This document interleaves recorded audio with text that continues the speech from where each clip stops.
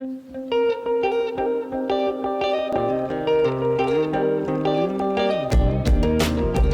jump into chapter 22 finally. Sounds good. So last week we went through the first verse, and that's it. That's actually our second week on Genesis 22. So we've been through the first verse for like 2 weeks, maybe the first two verses. Because if you go back and listen 2 episodes ago, we talked about some narrative mirrorings between chapter 22 and chapters 12 through 14. We talked about some literary links between Abraham's initial call and this call to go to Moriah, and some other word plays going on that really just tie this whole thing together as a literary unit. So if you haven't listened to that, go back, check it out. There's a lot of rich stuff in there that you're going to need to digest this episode, I think. Right. Now, technically, this is actually our third week going through 22, because last week we actually recorded an episode on chapter 22 that we thought we recorded an episode on 22. Gosh. Yeah. And so I feel like we've been in chapter 22 forever at this point. We had a whole really long, all over the place, unorganized discussion, and then I got home and opened my laptop and I didn't hit the right setting. So it wasn't recorded right. Kicking myself. So we were back in 22. And so, did I say Exodus? I don't know. I might have. We're in Genesis. We're in Genesis, yeah, just in case. But yeah, so we're starting off in Genesis 22, and we are back in verse 3, where Abraham rises early in the morning to go on this quest for the Lord. And first of all, it's just good to point out, I think I may have said this before, but to rise early in the morning often carries connotations of urgency. So we see Abraham out of the gate here. He's, okay, let's do this. I'm going to listen to Yahweh. I'm going to trust him and go do what he says and trust him through this test. And so we're going to see, just spoiler in case you weren't aware, Abraham passes the test. So just, little spoiler there. But we're going to talk about some of the contents of what goes on between the start and finish of this test, and then maybe its significance at the end. So the first thing is, what is this test? What's the ask that Yahweh gives to Abraham? Will you sacrifice your only son, the son of the promise? Yeah. So if Abraham kills his son, what's this going to do to the covenant relationship with Isaac being the chosen son? What's going to happen? Everything's ruined. Right. Yeah, I mean, basically Abraham is being asked by God to make God a liar. Go kill the son that I promised you, that I told you all of this was going to be contingent on. And so render my promises, counted as unfaithful. Unless one of two things happens. One of those things is Yahweh stops Abraham before it happens. The other is that Isaac is resurrected after the fact. Those are your two options. Right. And, there have been rabbis throughout history to recognize this. And also Hebrews 11, 17 through 18 talks about that Abraham must have believed that he could have received Isaac back from the dead. Now, we know that the first option is what happened, that Yahweh stopped Abraham before he was able to kill Isaac. But it's important to notice that this story is putting the idea of resurrection in your head. This is going to become even more important as we get to Joseph as well. We also should keep in mind, too, that this is the second chosen son that we've seen associated with an offering, because we saw Abel back in chapter 4. He was associated with his sin offering through some Hebrew wordplay there. So this really gets to be a very important moment. We have resurrection connotations. We have a sacrifice story here where the elect one is the sacrifice that's going to atone and commune with Yahweh. So hopefully you're understanding a little bit that this has some significance for how we see Jesus in the New Testament. And we're not trying to find Jesus under every rock and stone in the Old Testament. That's not a good way to interpret. But we're going to see here that there are some literary connections, especially by the time we get to Joseph. We're going to see this a lot more clearly looking back. But that the character of the elect one, of the serpent-crushing seed of the woman, is being typologically painted here pretty clearly. This is beginning to build a typological silhouette of this elect one. That's why we had an episode on typology a couple weeks ago, just so you can understand how these patterns work together to develop expectations. So this is almost like another piece of the puzzle that once you get all the pieces put together, you see a pretty clear picture of who the Messiah is meant to be. Yeah. Yeah, and if you have any doubt that, okay, this piece, maybe it doesn't belong to this puzzle, well, then you find the piece several times, like, okay, this piece goes to this puzzle. Right. So let's jump into some more of these literary connections. Now, there's lots that you can stop and talk about in this chapter, but we're going to focus on some particular things, and we're going to go ahead and look down to verse 7 and jump around from there. So there Isaac asks, where is the lamb for the burnt offering? And in verse 8, the lamb is mentioned again. It says, God will provide the lamb for the burnt offering, my son. Well, the word there for lamb in the Hebrew is seh, which is not the typical word for lamb. This doesn't denote a lamb in particular, but it denotes really just any small livestock, like sheep and goats. So it's kind of a more general term for that. Now, there's a really cool article by Stanley Walters called Wood, Sand, and Stars, Structure and Theology in Genesis 22. And this word, he brings up this word seh and its usage here. It's a pretty common word, but it's used to describe the sacrificial animal here in this story. And then it's used in concentration, and that's the significant thing. It's used in concentration 5 times in Exodus 12. Passover. So, might that be significant? We have a son who is going to be an offering, and instead of a seh, it's the son. But then whenever we get to Passover, we have a seh, which replaces the firstborn son. Wordplay. So, yeah, we have a little bit of some conceptual swapping going on here. And so through this, Isaac is not only associated with the sacrifice that he's about to be, but he is associated as well with the Passover lamb that is going to cover the people as Yahweh brings judgment. He uses this lamb to protect his people. Now, in verse 8, whenever Abraham says, God will provide the lamb for the burnt offering, my son, it's actually a bit of an ambiguous phrase. In Hebrew, it's more literally, the Lord will provide, my son. And so take that comma out of your translation, and what is he saying? The Lord will provide the offering, which is my son, or the Lord will provide the offering, my son? Right. So it may be referring to another lamb, or it may be referring to Isaac himself as the offering. So Isaac was nervous before. Now he's really nervous because he's like, I don't know what he just said. Right. Abraham seems to be maybe even intentionally ambiguous right there in that moment. Right. I think we're probably supposed to pick up on this. There's just literary artistry all through the Bible, and so this is not uncharacteristic for the author to put these little, what we would maybe think as confusions, but just little word plays and ambiguities to just have some fun in the passage. Now, Isaac gets further linked with other burnt offerings and sacrifices if we jump down to verse 14. So in verse 14, the term burnt offering occurs throughout Genesis 22 6 times, and the word saw occurs 6 times. At least the root of the word saw occurs 6 times in Genesis 22.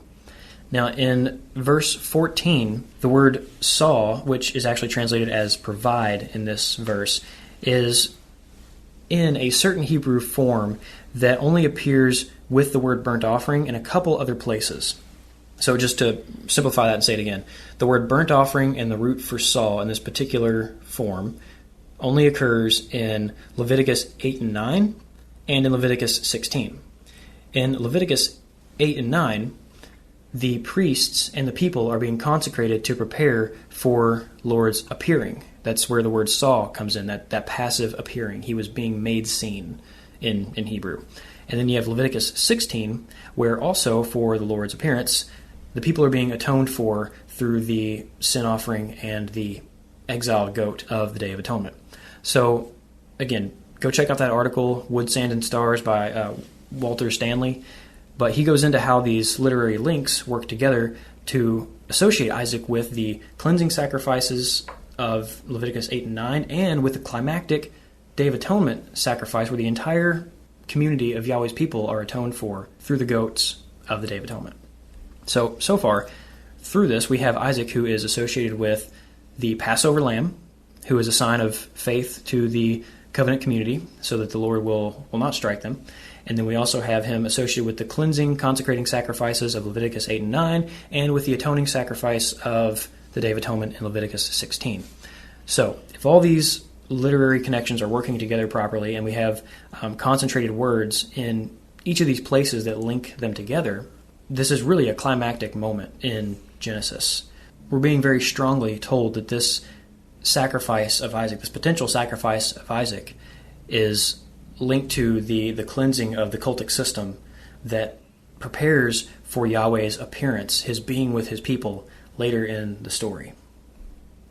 And again, we have been talking about the two goats motif. We've talked about already how Ishmael, he is sent out of the camp, and he plays the role of the goat for Azazel. We talked about that a couple weeks ago. Go back and listen to the Ishmael episode, and we'll go more in depth on that.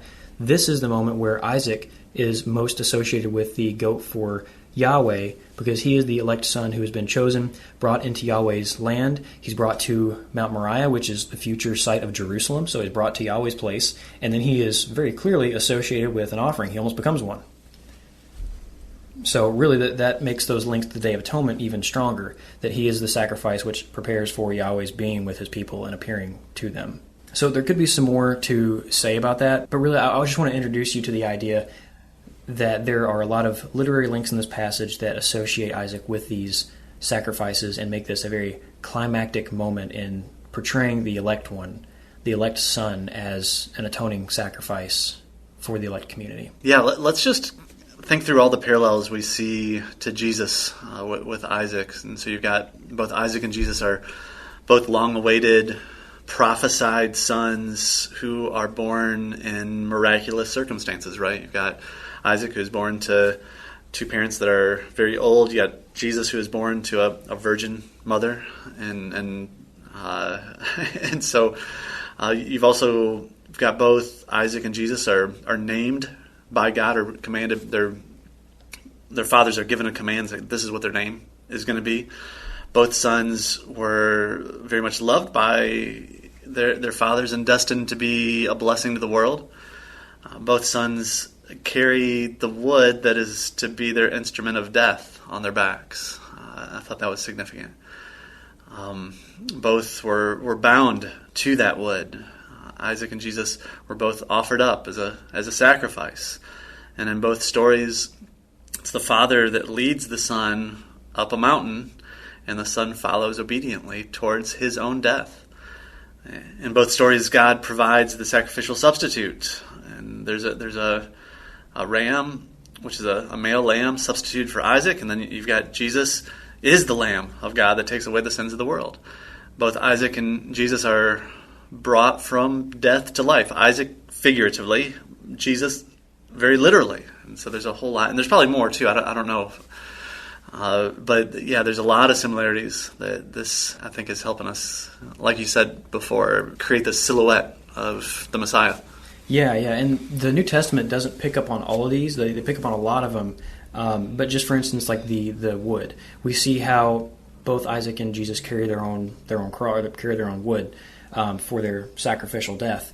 And the New Testament authors don't pick up on that necessarily, but I think that they do include it in their stories because these typological patterns, they're not necessarily explicit prophecies. Right. But we see little parts of the pattern highlighted. For instance, John could have totally said, whenever he was portraying Jesus walking with the cross, saying, "Thus it was fulfilled," he loaded the wood on his back and carried it up the hill, because that's how prophecy fulfillment works. It's not explicit future prediction, but by saying that, he would be uploading the entire typological pattern of Isaac, and Jesus would be taking that moment that Isaac filled at one time and fulfilling it in a new and greater way, and filling the entire goal of that passage. He's not just uploading that single phrase, but the entire goal of that passage. That's what happens throughout the New Testament with prophecy fulfillment and Old Testament citations. But all these things build a pattern as you compare them to the other elect sons through Genesis and then on throughout the biblical story, where you may have, just for instance, with Joseph, this theme of resurrection continues and of being associated with a sacrifice continues, so you're expecting that very strongly to be part of the messianic profile. But we may not expect him necessarily to have to carry his own wood up a hill. However, if someone does highlight that, you're highlighting the entire typological picture. So there are a lot of similarities between Isaac and Jesus, and the New Testament authors use that and capitalize on it to show how Jesus is the new and better Isaac. Okay, so that brings us to verse 12? Yeah. So we finally get, this is the angel of the Lord, right? Yes. Yeah, so in verse 12, we actually see the angel of the Lord show up again. He shows up in verse 11, but he starts speaking something very particular in verse 12, where he says, "Do not stretch out your hand against the boy. Do not do anything to him.